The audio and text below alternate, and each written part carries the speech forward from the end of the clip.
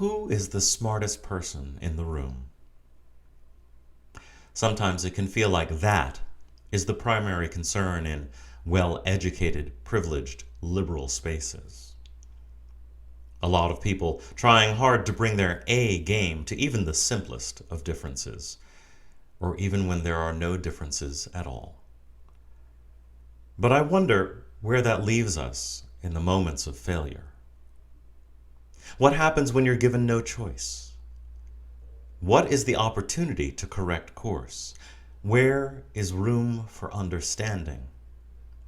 How does that reflect any of the values that affirm one another? This week, we've been given a glimpse into how the Supreme Court understands its role in protecting the rights of women and people who are or who can become pregnant. By their non-action, the court has made it clear that protecting the full embodied right to procreation, which includes the right to stop that process, is a matter of states' rights.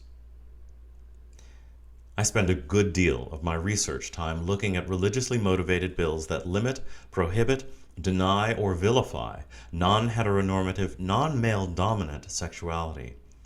And from my observations, and the enormous slate of bills devoted to it, Texas legislature is obsessed with sex. You can be sure that none of the people behind the Texas 6-week heartbeat abortion law were thinking about transgender men giving birth. Considering the number of anti-transgender bills that moved through Texas session last year, I wouldn't be surprised if an anti-trans bill linked to this anti-abortion bill emerged in the next session. I don't bring up this situation around the growing challenges to Roe v. Wade to in any way make light of the question of abortion. This is something that has touched my life directly through my closest friends and through my work as a hospital chaplain. Nor do I bring it up to compare restrictions to abortion rights to any other kind of oppression. I would not compare gender rights for women to LGBTQ rights any more than I would compare living through anti-blackness and racism with the experience of being disabled. Each has its own need to be recognized in its own way. I bring up this sensitive topic because I wonder what the conversation looks like on the other side of all of these decisions. Opponents of abortion access have been fighting for nearly half a century to reverse Roe v. Wade. Is there any reasonable expectation that the two opposing forces could ever find a way to coexist?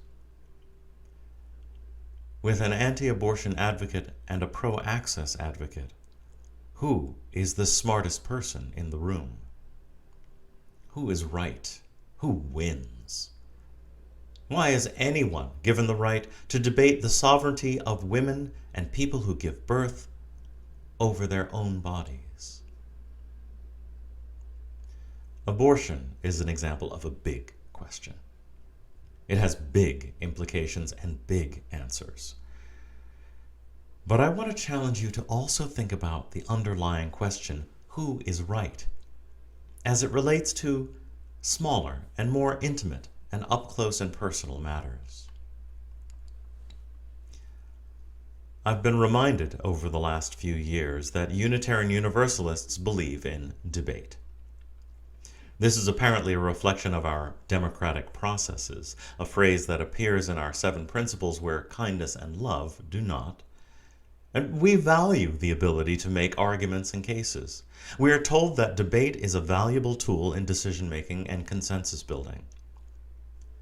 But does debate cultivate trust? Does it offer affirmation? Does debate come from a place of abundance?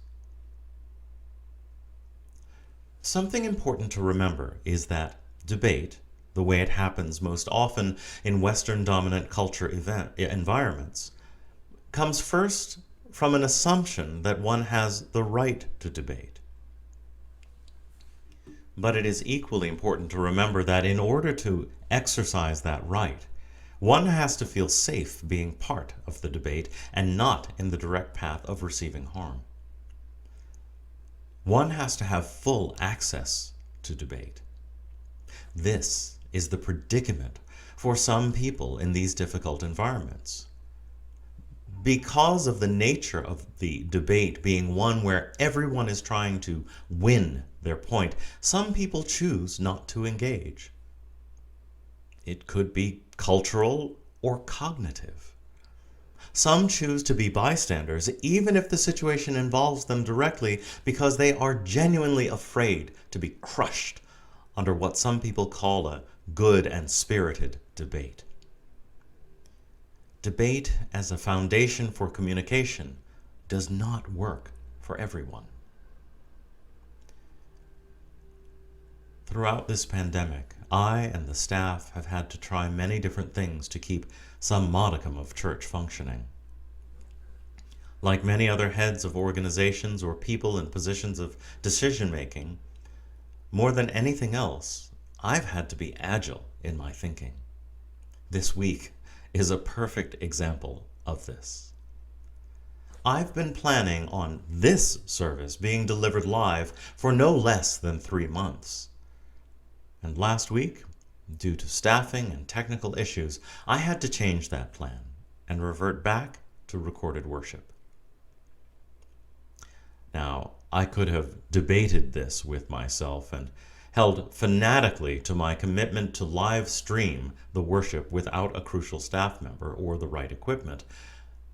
I could have been determined to make my case at all costs, executing the plan according to the messaging that has gone to the community, underscoring the implications for the coming weeks. But I chose instead to listen and be flexible. Despite the best of intentions, I needed to listen to what the situation was demanding of me and recognize that no amount of my personal effort or desire could make doing a live stream service this week right. I was wrong, and I had to find another way to try. The most important lesson here was that my internal desire to be right about what we would do for worship this week could not be more important than listening to and understanding the situation and achieving the ultimate goal. I had to really stretch to offer myself internal diplomacy and forgiveness for not achieving a 3-month planned goal. And still, I needed to do something. We've worked with recorded worship for more than 1.5 years, and as a result, it is now always an option for us. This is a good thing. We don't know where things are headed, and having this option makes us much more resilient. But we have to keep our sensibilities open and tuned for the opportunities. I had to remember that being able to do recorded worship is not a failure, but an exercise of our options. I couldn't come to that while holding tight and fast to my own agenda. There is a time for debate. Debate with others, as well as debate with ourselves as an internal process. There is a time and place for global debate as well.